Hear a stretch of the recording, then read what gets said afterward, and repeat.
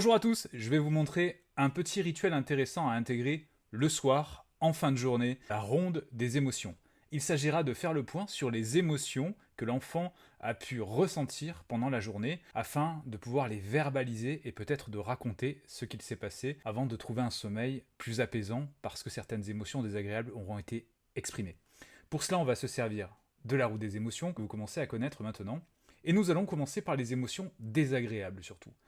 On va demander à l'enfant de choisir parmi ces émotions désagréables qui sont ici, par exemple la peur, la tristesse ou encore la colère. Et on va dire à l'enfant, est-ce que tu te souviens d'avoir ressenti de la colère aujourd'hui? Ou alors avoir vu quelqu'un qui a ressenti cette émotion? Et cette émotion, elle était plutôt petite, moyenne ou grande?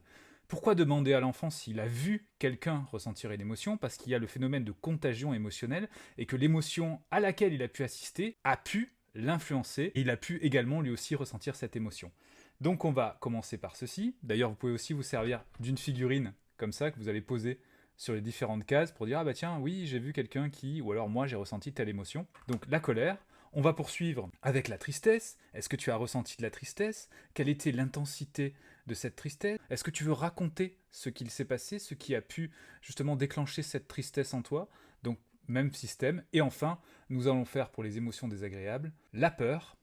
Est-ce que tu as ressenti de la peur? Est-ce que tu as vu quelqu'un qui a ressenti de la peur? Et quelle était l'intensité de cette peur? On finira donc par la joie. À quel moment de la journée as-tu ressenti de la joie? Quelle était l'intensité de cette joie? Et veux-tu raconter cette joie? Le fait de finir par la joie permettra d'avoir des pensées positives et des émotions agréables pour mieux s'endormir. Voilà pour cette idée de la ronde des émotions avant de s'endormir.